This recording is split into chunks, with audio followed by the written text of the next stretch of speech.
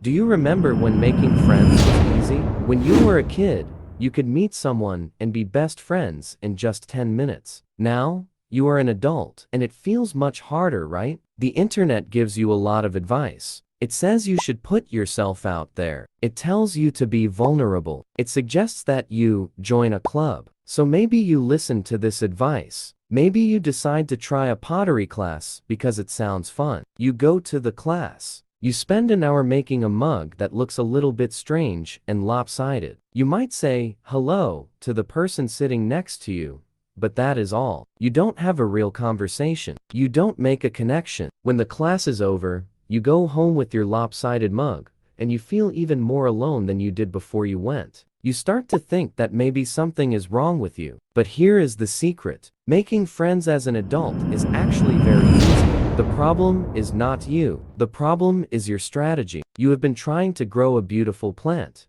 but you have been planting it in the desert. You have a good seed, which is your desire for friendship, but you are putting that seed in the wrong kind of soil. To grow a plant, you need the right environment. You need good soil, water, and sunlight. To grow a friendship, you also need the right environment. And that is what we are going to talk about today. We are going to show you how to find the right soil for your friendships to grow. Let's be very clear about this. The problem is not you. The problem is the environment you are in. Think back to when you were younger. Your life during your childhood and your time in school was like a friendship greenhouse. What is a greenhouse? A greenhouse is a special building for growing plants. It has the perfect conditions for plants to grow strong and healthy. Your young life was a perfect greenhouse for friendships. It gave you three very important things that are needed for friendships to grow all by themselves. The first important thing was proximity. Proximity means being close to other people. At school, you were always in the same physical space as your classmates. You were in the same classroom,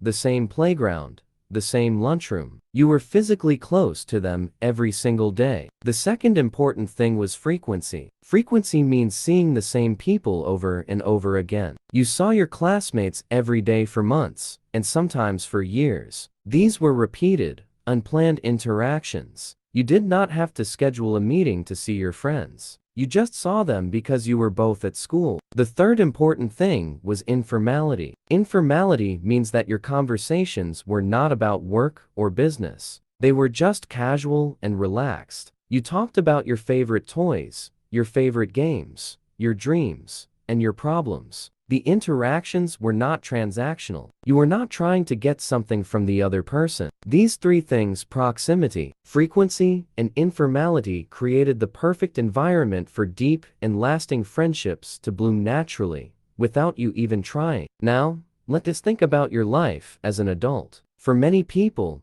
adult life is like a friendship desert. A desert is a place where it is very difficult for plants to grow. The soil is dry and there is not enough water. Your daily routine as an adult often involves only two main places. The first place is your home. The second place is your work. At work, you might see the same people every day. So you have proximity and frequency. But the interactions at work are usually very different from the interactions you had at school. They are formal. They are structured. They are often transactional. This means you are usually talking about work tasks, projects, and deadlines. You are trying to achieve a specific goal. There is not much space for the kind of casual, informal conversation where real friendships are born. Your adult environment is like dry, sandy soil. It is missing the key ingredients. There is no fertile ground for new, spontaneous connections to grow. So, it is not your fault that you feel lonely. Your environment is working against you. But the good news is, you can change your environment. You can build your own friendship greenhouse. This next idea is the most important secret you will learn today. Are you ready? You have to stop chasing butterflies. Imagine you are in a big, empty field, and you want to catch a beautiful butterfly. You get a net and you start running around, desperately chasing the butterfly. It is very difficult. The butterfly is fast, and it flies in unpredictable ways. You get tired and frustrated. Most of the time, the butterfly flies away, and you are left with an empty net. This is what most people do when they try to make friends as adults. The friends are the butterflies. You are chasing them, trying to catch a friendship. It feels like a lot of hard work, and it often does not work. Now, imagine a different approach. Instead of chasing the butterflies, what if you stayed in one place and built a beautiful garden? You plant colorful flowers that butterflies love. You create a place that is attractive and welcoming. What happens next? The butterflies come to you. They come to your garden because you have created the right environment for them. You did not have to chase them at all. This is the new way. You need to think about making friends. Making friends as an adult has almost nothing to do with being super cool. It has nothing to do with being extra charming. And it has nothing to do with being very witty or funny. It is a logistics problem. Logistics is about planning and organizing. You need to become a planner of your social life. It is about systematically and intentionally creating the right conditions for friendship to happen naturally. You have to shift your focus. You need to stop focusing on the outcome, which is making a new friend. That goal creates a lot of pressure and anxiety. Instead, you need to start focusing on the process. And the process is all about creating the right environment. You are going to become a gardener. You are going to build a social garden. And you are going to trust that if you build a beautiful garden, the butterflies of friendship will come. It is a much calmer, more effective, and more enjoyable way to live. You are no longer desperately chasing. You are calmly and intentionally building. This is the mindset that will change everything for you. You are taking control of the process, not just hoping for a result. To build this garden, you need to change your role in your own life. You are going to stop being a passive citizen in your own social world. A passive citizen is someone who just waits for things to happen. They wait for someone to invite them to a party. They wait for a neighbor to say hello. They hope that they will magically make friends without any effort. This approach rarely works in adulthood. Instead, you are going to become the chief architect of your social life.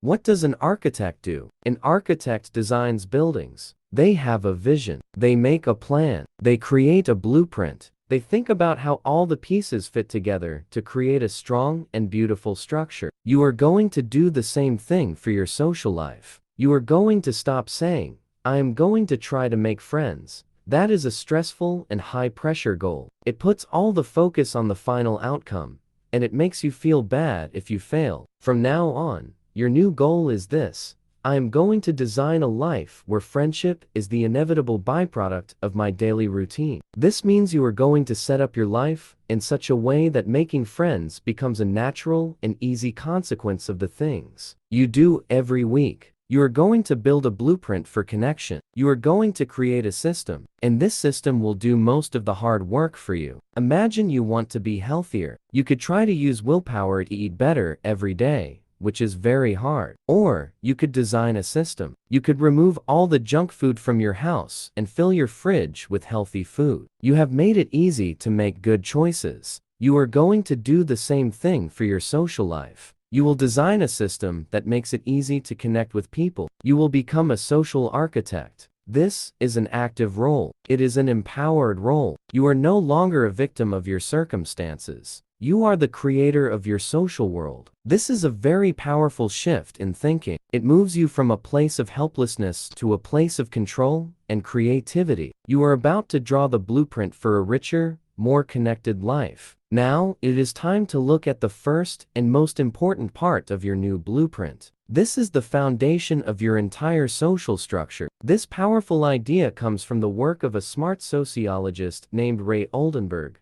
and his idea is called the third place. Let me explain what that means. Your first place is your home. This is your private space. It is where you relax and recharge. It is a great place, but it is not designed for meeting new people. Your second place is your work. This is where you spend a lot of your time. You might have friendly relationships with your coworkers, but as we discussed, work is usually a formal and transactional environment. It is not the ideal place for deep friendships to grow. So, what you need in your life, what everyone needs, is a third place. What is a third place? A third place is a physical location that you go to regularly and consistently. The most important thing about a third place is that you go there with no secret agenda to make friends.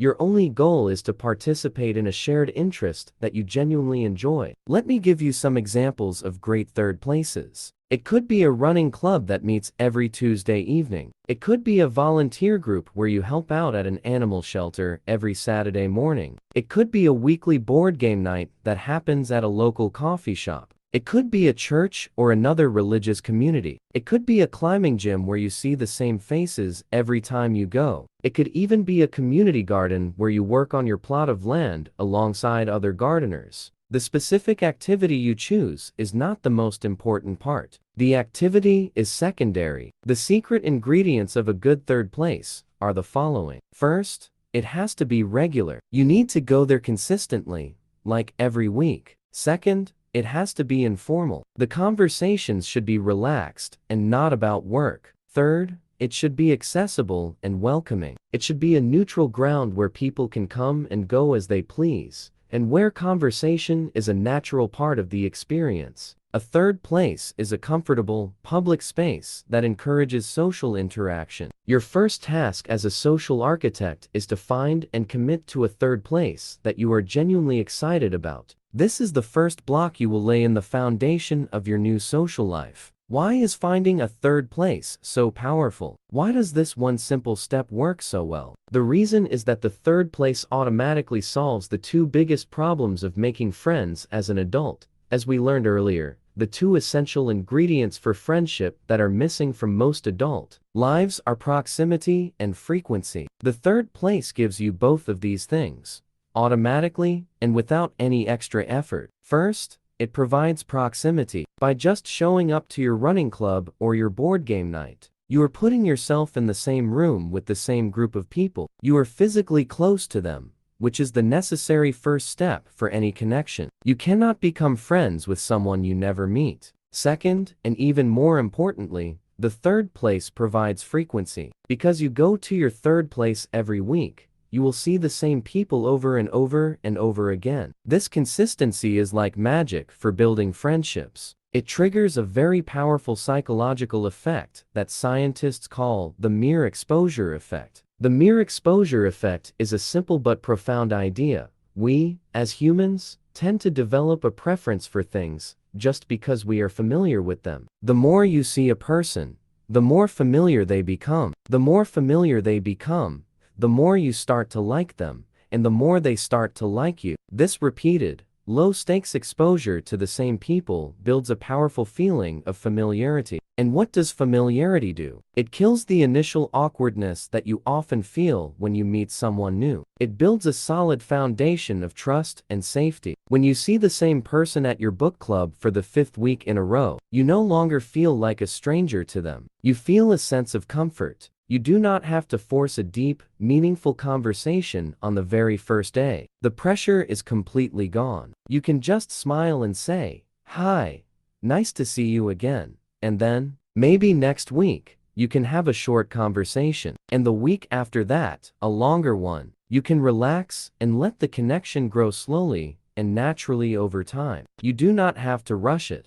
You can just say, "See you next week." That simple phrase is a promise of future interaction. That consistency is the pure, simple magic that builds real, strong connections. Okay, so you have chosen your third place. You have been going consistently for a few weeks. You are starting to feel familiar with the faces around you. You have successfully created the right environment. Now, the pressure starts to build to actually talk to people. This is where many people get stuck. They start to worry. They think, what do I say? How can I sound interesting? How can I be funny? What if I say something stupid? All of this worry comes from trying to do one thing. Trying to be interesting. You feel like you have to put on a performance to impress the other person. But I'm going to give you a new mission. Your new mission is to completely forget about being interesting. From now on, your only goal is to be interested. This new approach is called the curiosity rule. It is a simple shift in your mindset that takes all the pressure off of you. When you go into a conversation, your only goal is this: to learn 3 cool or interesting things about the other person. That is it. That is your entire mission. You are no longer a performer on a stage. You are now a detective looking for clues. This changes everything. You do not have to worry about what to say next, because your mission tells you what to do. Ask good questions. You can ask open-ended questions that cannot be answered with a simple yes or no. Instead of asking, "Do you like this running club?" you could ask, "What got you into running in the first place?" Instead of talking about yourself, you turn the spotlight onto the other person. You could ask questions like, "What is something you are really passionate about outside of this book club?" Or, "What is the most interesting thing you have learned recently?" Or, "What is a project you are excited about right now?" Here is a wonderful secret about human beings. People absolutely love talking about the things they are passionate about. They love sharing their stories and their interests. But most of the time, nobody ever asks them. You can be the person who gives them the gift of being heard. You can be the person who gives them permission to light up and talk about what they love. When you are genuinely curious, conversations become easy and fun. You are not trying to impress anyone. You are simply exploring another person's world. And in the process, you will become a much more memorable and likable person than if you had just talked about yourself the whole time. So remember the rule: be interested, not interesting. So, you have been going to your third place. You have been using the curiosity rule. You have established a nice sense of familiarity with a few people. You have had some pleasant conversations. Now what? How do you move from being a third place friend to being a real life friend? This is the step where most potential friendships die. People do not know how to cross the bridge from acquaintance to friend. To cross this bridge, you need to use a special tool. This tool is the third framework in our blueprint, and it is called the micro-invitation. Let's first talk about what you should not do. Do not ask for their phone number out of the blue. That can feel too personal and create pressure. And definitely do not say something vague like, "We should hang out sometime." That is a nice thing to say, but it is not a real invitation. It is too vague, and it puts the responsibility on the other person to make a plan, which most people will never do. A micro-invitation is very different. Your goal is to simply extend the current interaction you are having in a very small, very casual. There are 3 key ingredients to a perfect micro-invitation. First,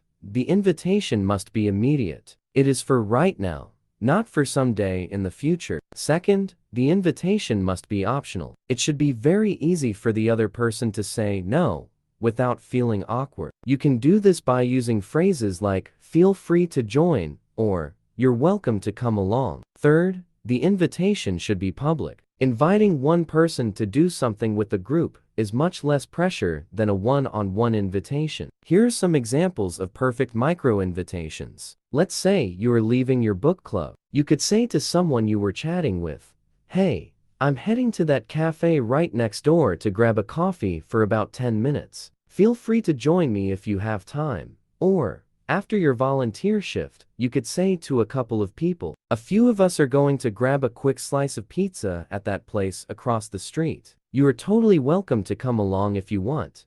Do you see how easy and casual that is? The invitation is for a short period of time. It is happening right now, and it is very easy to say no to. You are not asking for a big commitment. You are just building a very small bridge. You are just extending the conversation by 5 or 10 minutes. This is how friendships move to the next level, not with a giant leap, but with a series of small, easy steps. Now, let's talk about the scary part. What happens if they say no? The truth is, they will often say no, and you need to be completely okay with that. People are busy. They have their own plans. They have families to get home to. They might be tired. Their no is almost never about you. It is about their own life and their own schedule. But here is the secret that will free you from the fear of rejection. You need to change your definition of success. Your mission was simply to make the offer. That is it. The goal is the offer, not the outcome. As soon as you have made the kind,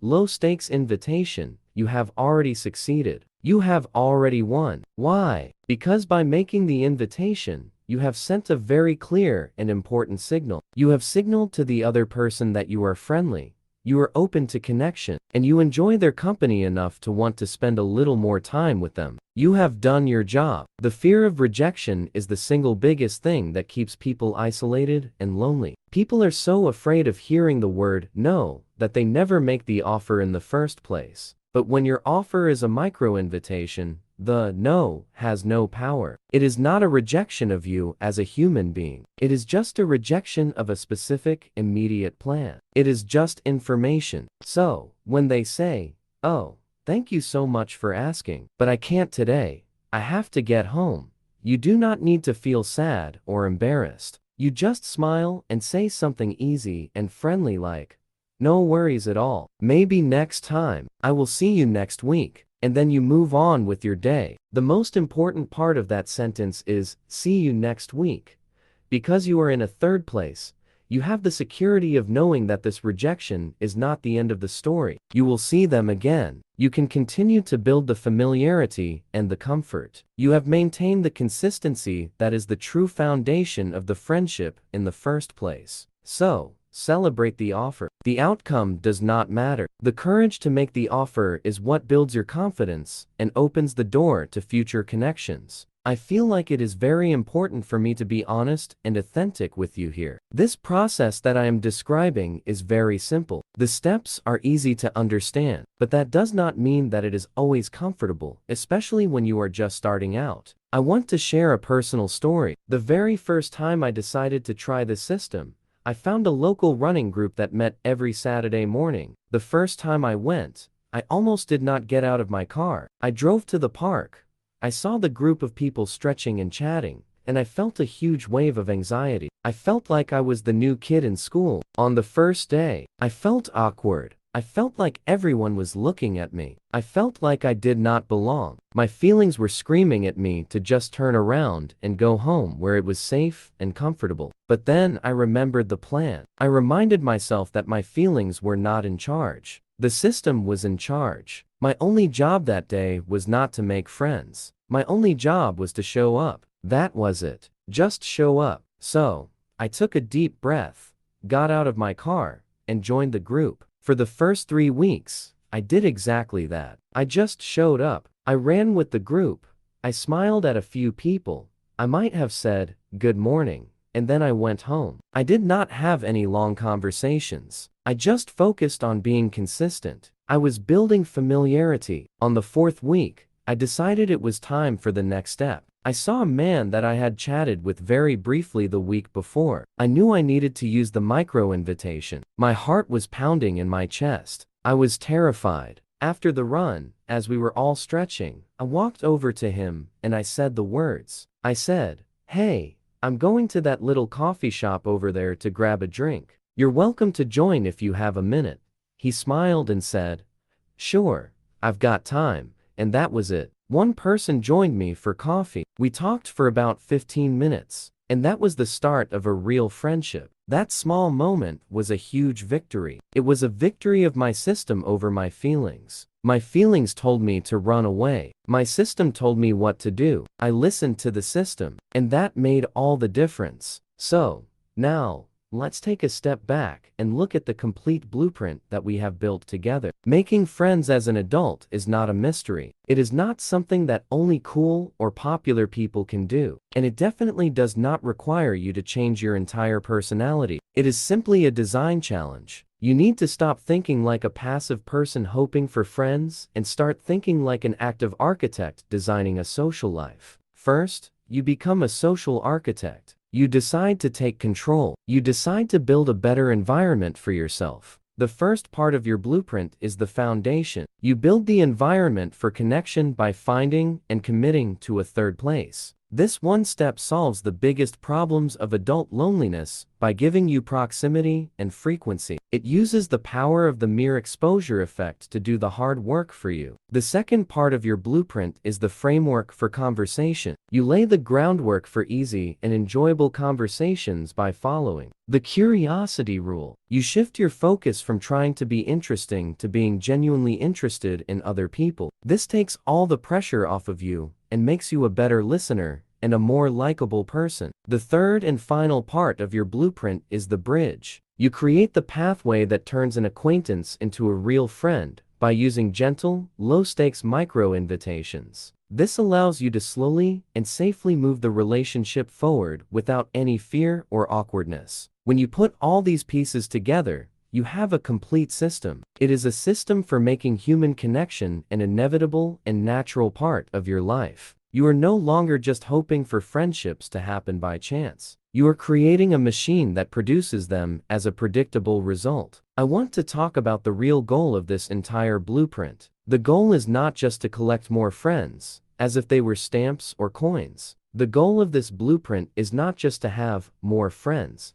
The real, deeper goal is to build a community. It is to find your people. It is to create a true sense of belonging in your life. It is about knowing, deep in your heart, that if you have a bad day, or if something wonderful happens, there are people you can call who will care. It is about having a support system. It is about feeling seen, heard, and valued by a group of people who know you and like you for who you are. This system that we have talked about is not about being fake. It is not about being manipulative. In fact, it is the exact opposite. It is a system that is designed to remove all the things that get in the way of real connection. It is about removing the friction. It is about removing the pressure. It is about removing the awkwardness that prevents us from forming real, authentic friendships in our busy, structured adult lives. Think about it. The pressure to be interesting is what makes us feel fake. The fear of rejection is what makes us feel awkward. The lack of a good environment is what keeps us isolated. This system solves all of those problems. It clears away all the junk so that your real, authentic self can shine through. It is about creating the beautiful, healthy garden where real, meaningful friendships can finally take root and grow strong. That is the true purpose of becoming a social architect. You are building a home for your heart. Let's forget about all the confusing theories you might have read online. Let's forget about the temporary motivation that you feel after watching a video, a feeling that disappears the next day. Our focus here on this channel is on real, actionable frameworks that you can actually use. We focus on systems that create real, lasting momentum in your life. If you are ready to stop leaving your social life up to random chance, if you are ready to stop waiting and start building, if you are ready to design your life with genuine purpose and clear direction, then this channel is for you. You have found your third place on the internet. We are here to provide you with more practical blueprints to help you design a life that you love. We will teach you how to build meaningful connections, how to be more confident, and how to take control of your habits. If that sounds good to you, please subscribe to The Blueprint Life. We release new plans and new blueprints every single week. Your journey to a more connected life does not have to be hard. You just need the right plan. It is time to start building your community. Thank you for being here. We will see you next week.